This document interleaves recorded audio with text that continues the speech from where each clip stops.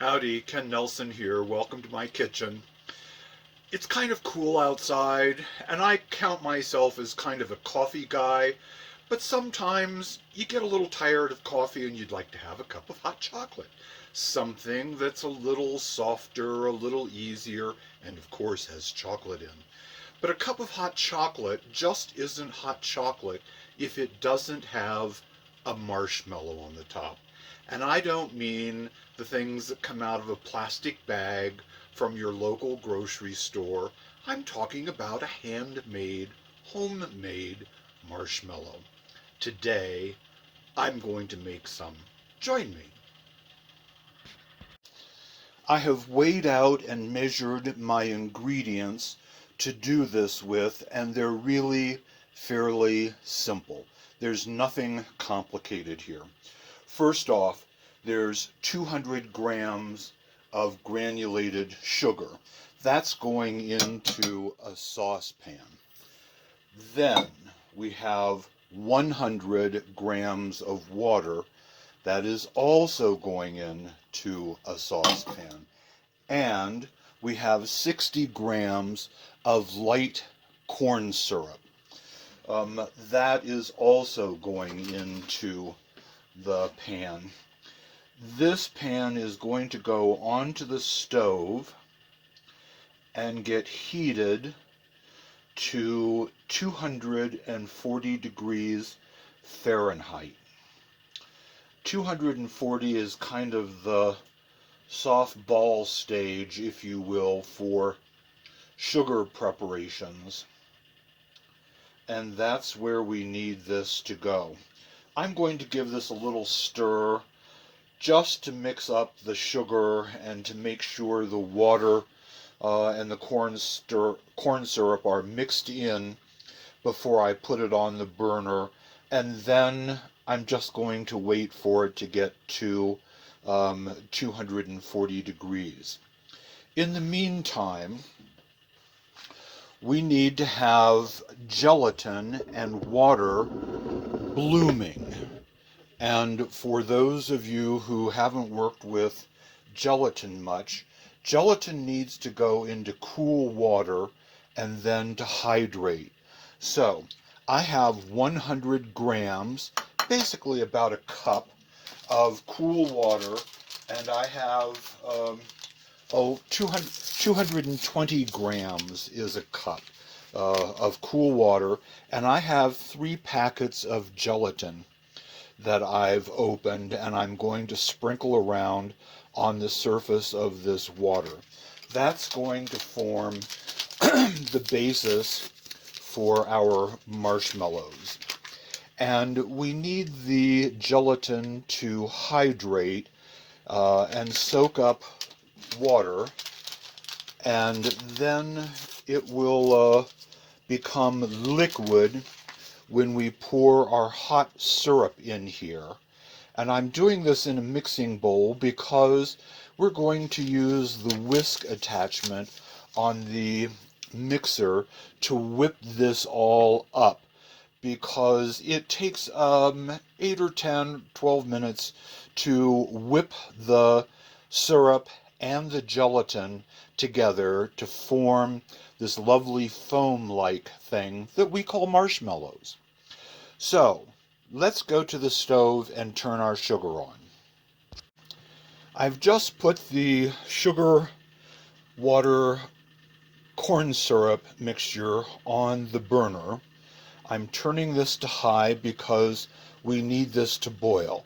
And it's going to boil at a hard rolling boil for about 4 minutes. Then the probe is going to go in, and we're going to wait until we get to 240 degrees and turn it off. I'm using a probe that's meant for an oven to go into meat.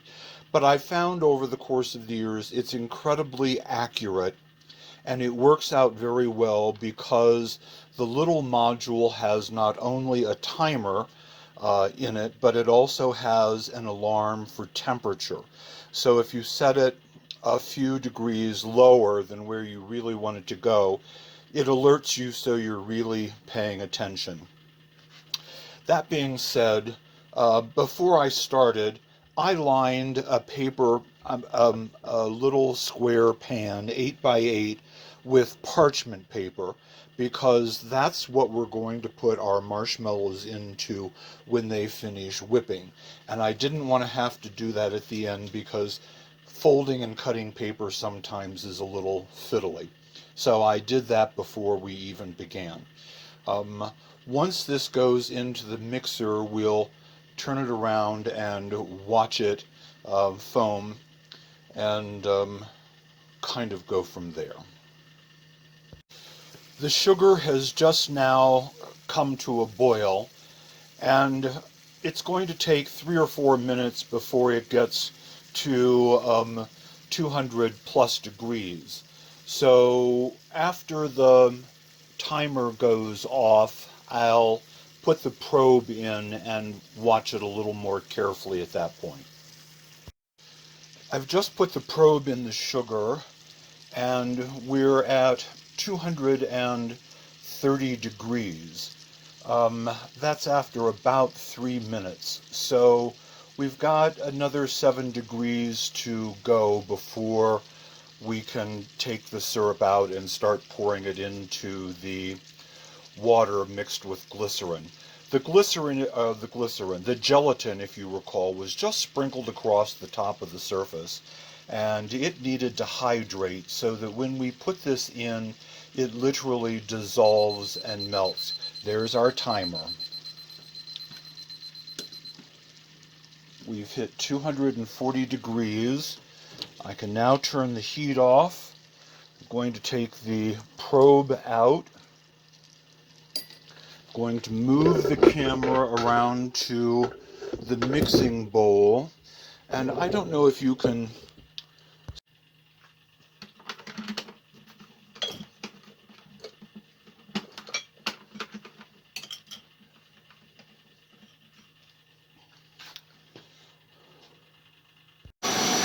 I just turned the speed up to medium, and we'll be whipping a lot more air into our gelatin and sugar mixture. This is going to take 8 or 9 minutes of whipping until the bowl cools down, and then we add our flavoring, which in this case is 1 teaspoon of vanilla and 1 teaspoon of orange extract. If you're not fond of orange, just add vanilla. If you like something else, add it instead.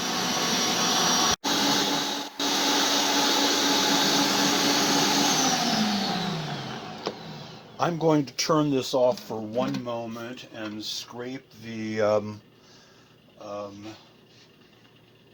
sides of the bowl down, and you can see that this is turned quite fluffy and quite light.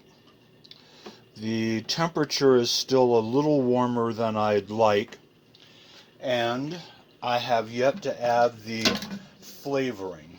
So I'm going to start this back up again, and when I do, I'm going to drizzle my flavoring in here, which is vanilla and a little orange in my case.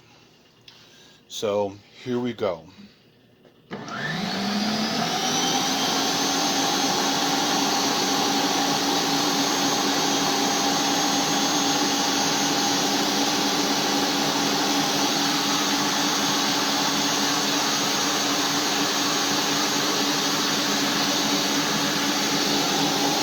And I'm going to let this continue whipping for another few minutes until the bowl is cool to the touch, so that I know that the gelatin will not melt or dissolve or go anyplace.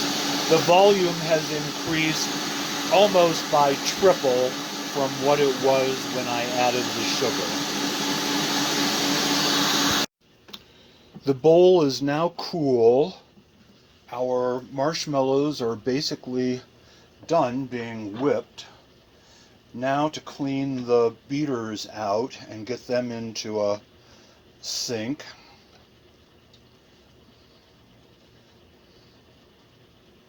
And then to pour the marshmallow into our paper-lined pan.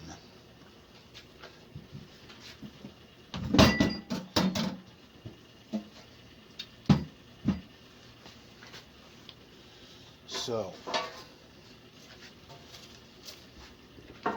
here is my pan. Let's see, let me move it here so it's a little easier to see. And here is my bowl. I'm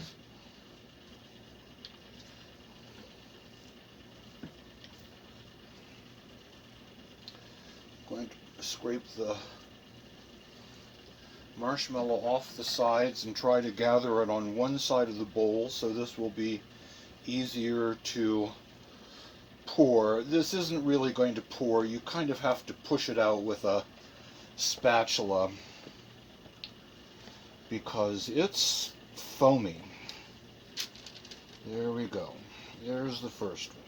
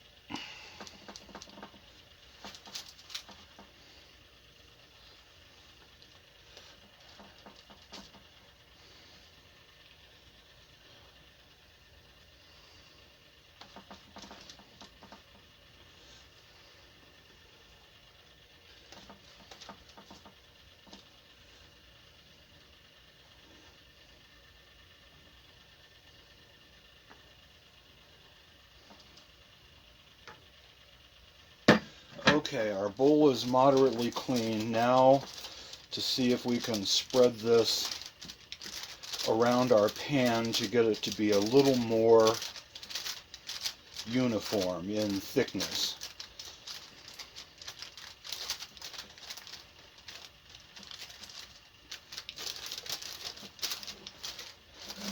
And you just kind of have to use the spatula and kind of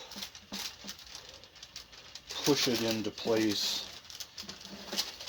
because the gelatin now is at its setting point and it's going to do nothing more than firm up from here.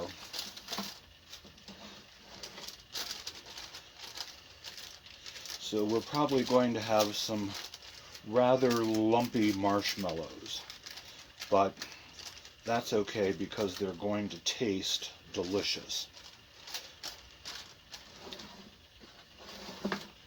Okay, I think that's about as far as I'm going to get with this. Now, this has to set for a couple of hours to fully gel.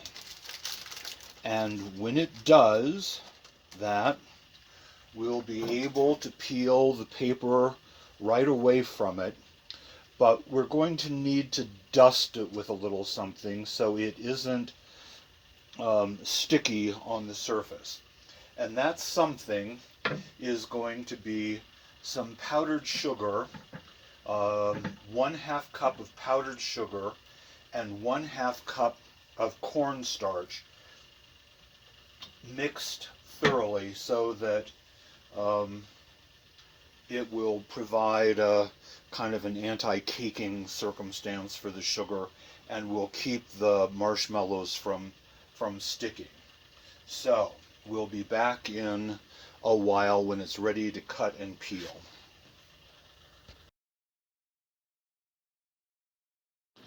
Okay, I've taken my marshmallows out of the pan. They've had a chance to cool and set up. I've peeled the edge of the paper back. I'm going to dust these with some powdered sugar mixed with cornstarch. Make sure they're nicely coated, and now I'm going to turn them over onto my cutting board and very gently peel the paper loose from the back.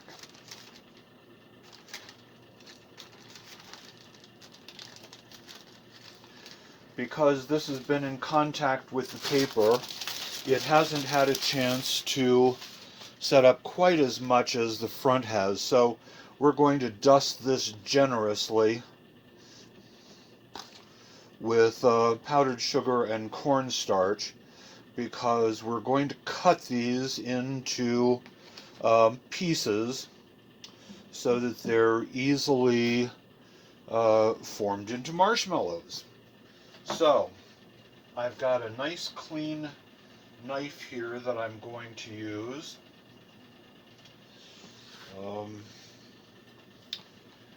And after I make my first cut, I'm going to dust a little in there so that the marshmallow doesn't stick. And now I'm going to clean my knife and make the second cut. If you don't clean your knife in between, this being a very delicate concoction of sugar and air and gelatin, it runs the risk of tearing the marshmallow. So that's why I like to kind of keep the knife clean so I get a nice clean cut.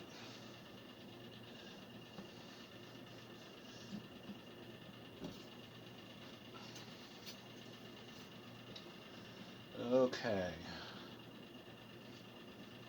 These are going to be nice, thick marshmallows. And let's dust the edges here a little more.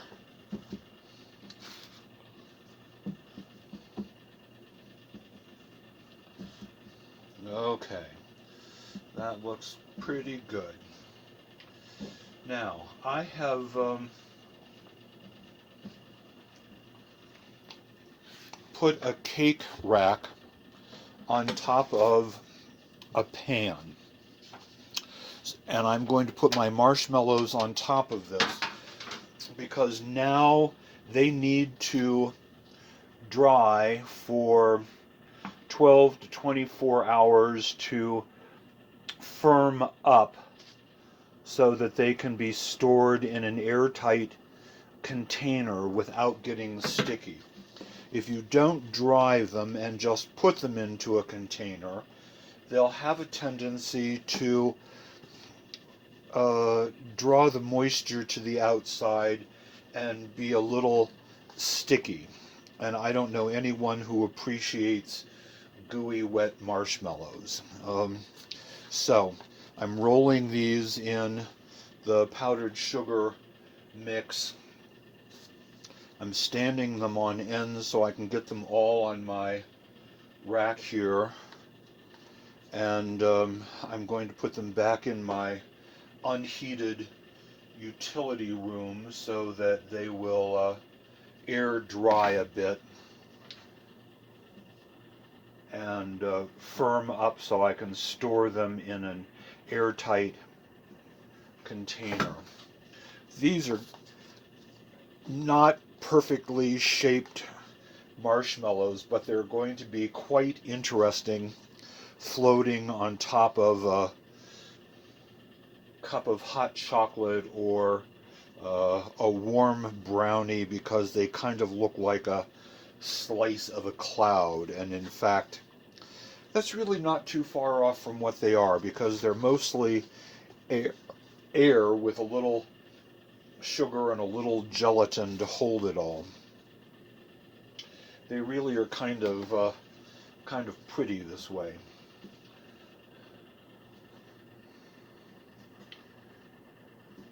And you can cut these, of course, to any size you want. I like to fit them so that they go into a mug and give me something that will really melt and do nicely. So I make mine a little larger. I have even dusted these with cocoa powder, chocolate powder, whatever you want to call it, 100% cacao powder, and put them on a plate just by themselves and have served them as dessert. People are always kind of amused when they bite into them and realize that they're a marshmallow, but they have just a light amount of sweetness to them and the right amount of foam and levity to make them interesting. And for a little something for dessert, especially after a meal that's been substantial, having something light and frothy and airy and lightly sweet goes beautifully with a cup of tea or a cup of coffee. So you might give them a try even that way. They're kind of fun. Okay, last strip of marshmallow. We're almost done.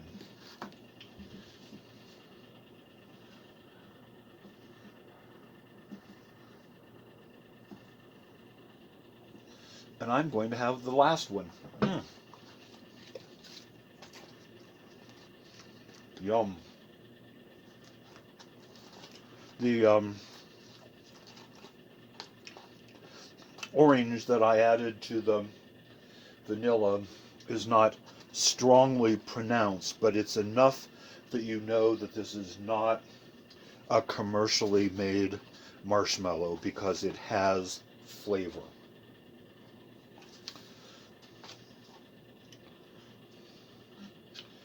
And there we go. We have our marshmallows that now are going to set in a cool room and dry for 12 hours.